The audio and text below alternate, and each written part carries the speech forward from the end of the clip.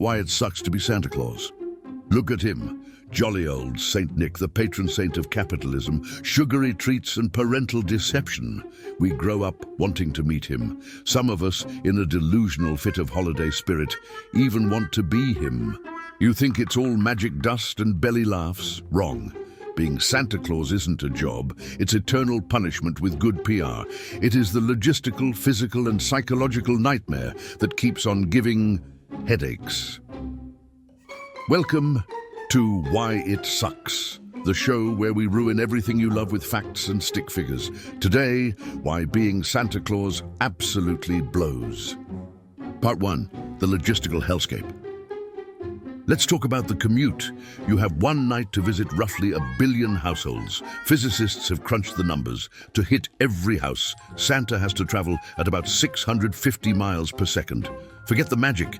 The G-force alone would turn an elderly, overweight man into a fine red mist lining the back of the sleigh.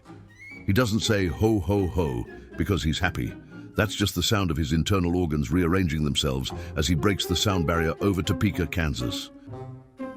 And the parking situation? Abysmal. Have you ever tried parallel parking, an 8-animal team on a 45-degree pitch roof covered in ice? Every stop is a near-death experience. And you just know homeowner's insurance doesn't cover act of mythical fat man crushing my shingles. Part 2, the diet of doom. Then there's the catering. We leave out cookies and milk because we think it's cute. Let's do the math. If he eats just one cookie at half the houses he visits, that is roughly 300 million cookies in one night. That's not a snack, that's a suicide mission by sugar overdose. The man is already morbidly obese, which by the way is a prerequisite for the job. Then we force feed him enough carbs to kill a blue whale and then expect him to squeeze down a 9-inch chimney flue.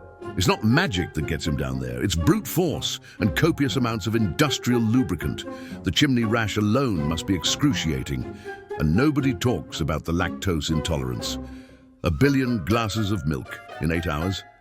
The North Pole sewage system is the real MVP of Christmas. Part 3, the elven workforce.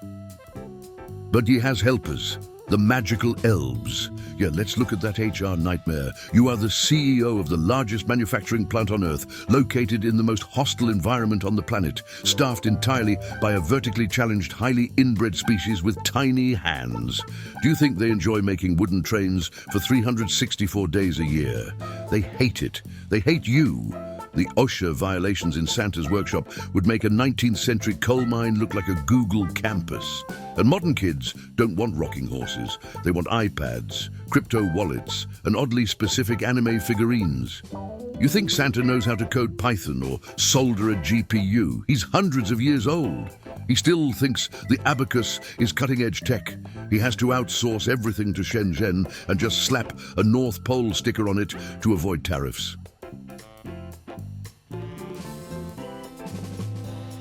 Part 4, the reindeer divas. Let's not forget the majestic steeds. They are wild Arctic animals. They smell, they bite, and they poop a lot. Who do you think muck out the stables? Mrs. Claus isn't doing it. She's too busy day-drinking eggnog and regretting her life choices. And the workplace dynamics are toxic. You have Rudolph, the ultimate nepotism hire. Oh wow, your nose glows red. Congratulations on the genetic mutation. Now he thinks he's the Kanye West of aviation. The other reindeer did all the work for centuries. But one foggy night, and suddenly Laser Nose over here gets all the royalties and a claymation special. Managing their egos is a full-time job. Part 5, the surveillance state, GDPR nightmare. The creepiest part? He sees you when you're sleeping. He knows when you're awake. That's not festive, that's a felony stalking charge waiting to happen. Santa runs the biggest illegal surveillance operation in history. The NSA wishes they had his data. He's got a file on every human being on Earth. Imagine the server costs to store the morality data of 8 billion people, and imagine the GDPR compliance headaches in Europe. He's probably spending half the year in court fighting privacy lawsuits because he tracked little Timmy's browser history. Part 6, the naughty and nice bureaucracy. The list the great divider. The bureaucracy of deciding who is naughty or nice is paralyzing. What's the threshold? If you saved an orphanage from a fire in July, but called your sister a poo-poo head in November, do you still get the Xbox? It's a moral minefield. And the naughty list just gets longer every year because, let's be honest, humanity isn't exactly peaking right now. And the coal. Who is mining all this coal for the bad kids? Is Santa single-handedly accelerating climate change just to be passive-aggressive to bullies? The carbon footprint of delivering fossil fuels to half the planet's children is staggering. Part 7, the costume and the man. Let's talk fashion. Red velvet with fur trim. It's iconic, it's also incredibly impractical. He has to wear this thermal death trap in the North Pole, fine. But then he has to visit Australia in the middle of their summer. The beard, it's got to be itchy. It's got to smell like old milk and reindeer dander. It's a nesting ground for Arctic lice. You can't shave it off because it's your brand identity. You are trapped behind a wall of white facial hair. And the worst part? The lack of appreciation. You work all year, pull an impossible all-nighter, destroy your body, and who gets the credit? Parents. Oh, look what mommy and daddy bought you. They lie to their kids for years, use you as leverage to get them to behave.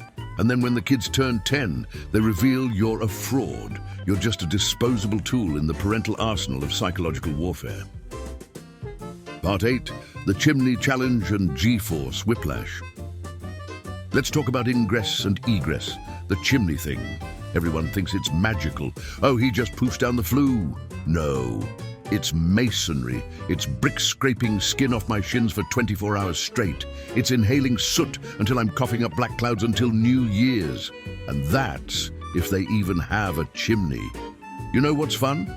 Trying to squeeze this physique through a high-efficiency PVC dryer vent in a condo in Seattle. I got stuck 3 times last year, had to grease myself up with butter from the fridge. And the commute between houses, people forget the physics. I'm doing Mach 3000 in an open-top sleigh. The G-force alone turns my brain into eggnog.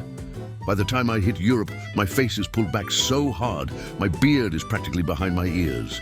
It's not a joyride, it's atmospheric torture with zero legroom. Part 9, the some assembly required nightmare. Used to be, the elves made the toys, wooden duck-painted train, done. Simple now. Everything comes from overseas in plastic clamshell packaging you need a chainsaw to open. And the kids want complicated stuff. I want the Wi-Fi enabled drone that programs itself. The elves can't build that. They are medieval craftsmen, so I have to do the assembly at the drop site. Do you know how small the screws are on a modern battery compartment? My hands are the size of hams. I'm wearing thick woolen mittens. It's like trying to do brain surgery with boxing gloves on, in the dark under a fir tree, trying not to wake up the family labradoodle. And the instructions. Step 1 is always insert batteries, not included. I spend half the night raiding kitchen drawers looking for 4 AAs that aren't corroded. I'm not a saint. I'm just a glorious unpaid IT technician with high blood pressure. Conclusion. So no, being Santa doesn't rock. It's a thankless, grueling, physically damaging, bureaucratic nightmare run by a lonely old man, enslaved by his own legend. Next time you see a mall Santa smelling faintly of gin and regret, don't judge him.